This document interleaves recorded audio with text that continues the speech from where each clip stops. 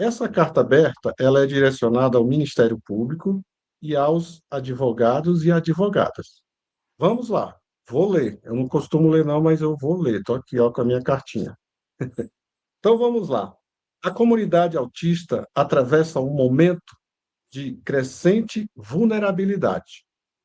Após a entrevista de um médico e sua repercussão nas redes sociais, tornou-se evidente o grave problema enfrentado, o capacitismo médico institucionalizado. Quem nunca participou de algumas bancas que o médico é ginecologista e falando sobre autismo, né?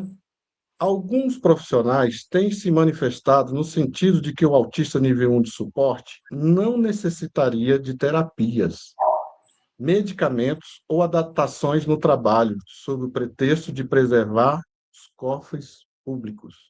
Pensam até na aposentadoria e alguns órgãos que a gente ouviu, né? Não pensa no ser humano, pensa no recurso financeiro. Cumpre esclarecer que a titularidade dos direitos da pessoa com deficiência não se vincula ao nível de suporte clínico previsto no DSM-5-TR, né? Mas sim ao grau de deficiência constatado mediante avaliação biopsicossocial. Cada pessoa uma dificuldade, cada pessoa uma adaptação. Às vezes é só desligar a quantidade de luzes do local de trabalho. Às vezes é colocar aquela pessoa de não ser no atendimento aos usuários daquele setor, colocar em outro setor. Às vezes é o teletrabalho que rende, que consegue produzir.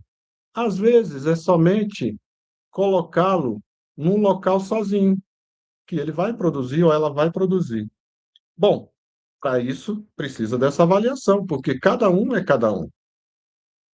Embora autistas de nível 1 de suporte, em sua maioria, não apresentem déficits intelectuais ou na comunicação funcional, estes enfrentam barreiras que a avaliação técnica IFBRA e IFBRM, eu vou falar as siglas, mas depois vocês pesquisem aí, tá, pessoal? Caracteriza como impedimentos de longo prazo. Assim, caso sejam retirados do espectro eventual CID-12, realocados, seguindo a analogia do síndrome do esquisito, continuariam protegidos pela LBI, que é a Lei Brasileira de Inclusão, que é de 2015, lá com seus 127 artigos. Leiam também, pessoal, procurem lá e se familiarizem, se atualizem, tá? Isso ocorre porque a avaliação biopsicossocial detectaria os mesmos impedimentos de natureza permanente, aptos a obstruir a participação plena e efetiva na sociedade em igualdade de condições com as demais pessoas. É importante notar que, embora algumas crianças consigam transitar do nível 2 de suporte para o nível 1 de suporte, o acúmulo de estresse ao longo dos anos leva a comorbidades, essas psiquiátricas e a regressão de habilidades. Esses fatores somados elevam a pontuação na avaliação biopsicossocial em graus de deficiência moderado ou grave na idade adulta. A nossa aqui, né? A partir de 18 já somos adultos pela lei. Bom, o verdadeiro ônus econômico não advém da garantia de direitos, mas sim da negligência estatal. Negar o suporte agora é condenar o erário público a gastos reparatórios muito superiores aos custos de promover a autonomia e a inclusão. Pensem nisso. Enquanto a comunidade autista pauta suas demandas na ética e na equidade, o Estado peca pela omissão, plantando um passivo assistencial que sobrecarregará o futuro. Diante disso, questionamos: de quem é a responsabilidade? E uma interrogação bem grandona, tá? De quem é a responsabilidade? A omissão principal recai sobre o Ministério Público, guardião da lei, né? pela Constituição e pela LBI. O MP é o maior responsável por agir em defesa desta comunidade. No entanto, quando provocado, ou não age, ou atua de forma ineficaz. Quantos pareceres, né, de negações, nós advogados e quem atua já viram, já leram. Evitando instrumentos potentes como a ação pública, ação civil pública, né, que é prerrogativa do MP, e o mandato de segurança, o mandado, não é mandato, é mandado de segurança coletivo.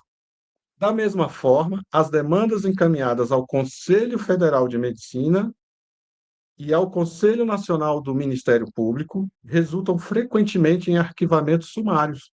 Quantos já fizeram, né? Um médico que ficou a minha filha ficou 2 anos e meio para sair o laudo, o meu filho 1 ano e pouco. Aí, em 15 minutos ou 5 minutos, um outro médico diz que aquilo que o outro fez não vale nada, né? Então, aonde está o Conselho Federal de Medicina nessa disputa de documento aí dos médicos? Então, o Conselho Federal de Medicina e o Conselho Nacional do MP são instituições públicas com finalidade de fiscalização profissional e não sindicatos privados.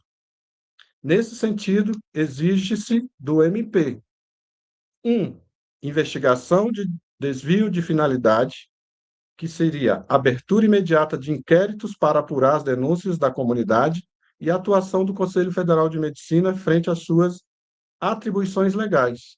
Vamos deixar um médico invalidando o outro? 2. Transparência de dados. Publicação do número total de queixas contra médicos peritos e assistenciais relativas à invalidação ou emissão de laudos irregulares.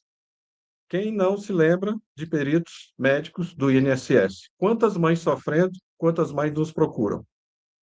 3. Controle de efetividade seria apuração do índice de arquivamento dessas denúncias em relação às que progrediram para sanções ou medidas corretivas. 4. Acompanhamento da Carta Aberta do Moab de 2024, relatório das providências tomadas pelo Conselho Nacional do MP e pelo Conselho Nacional de Justiça. Exigimos, outro sim, transparência do Ministério dos Direitos Humanos e da Cidadania, que é ele que responde lá fora também. Quanto à avaliação biopsicossocial unificada da deficiência. Cadê? Cadê o Ministério dos Direitos Humanos de fazer isso ser realidade no Brasil? Porque é dali que sai que os municípios vão cumprir, que os estados vão cumprir, e que o próprio governo federal cumpra e os três poderes. Bom, 5. Esclarecimento sobre o atraso. Quais os motivos reais para que a avaliação biopsicossocial permaneça sem implementação efetiva há mais de 3 anos no Brasil? 6. Transparência financeira. Informe se a paralisação dos trabalhos foi motivada por questões orçamentárias ou falta de prioridade de recursos. Nós, que estamos na causa do autismo, exigimos. Será que é por isso que não tem avaliação biopsicossocial? Por causa de questões financeiras, de orçamento do Estado, municipal, estadual e federal? 7. Compromisso com prazos. Existe hoje um cronograma oficial e público para a implementação definitiva deste instrumento?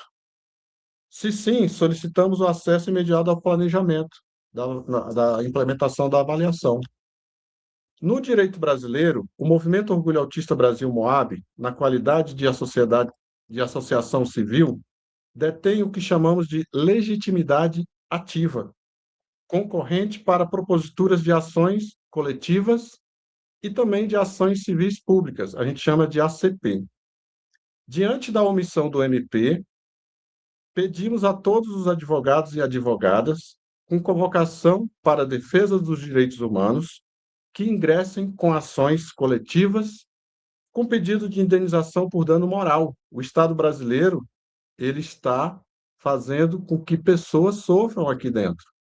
E a gente acompanha esse sofrimento, inclusive de mães atípicas que têm até negado sua redução de carga para acompanhar o filho ou a filha nas terapias, e não só terapias, não só de terapia vive o autista. Ele pode ir para o esporte, para o lazer, para o cinema, e muitos precisam do suporte. E o suporte, na maioria das vezes, é a mãe, a típica, ou o pai.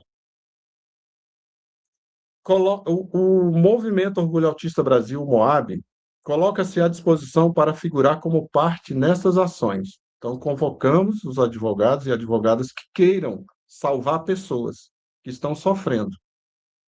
Já possuímos um grupo de advogados estudando medidas judiciais e ações internacionais perante o Sistema Interamericano de Direitos Humanos, partindo da premissa de que toda juíza e todo juiz nacional é também uma juíza interamericana e um juiz interamericano. Acreditamos que todo advogado nacional também o seja internacional. Apoiaremos de forma intransigente todas as ações no âmbito interno e externo em defesa dos autistas e das autistas do Brasil.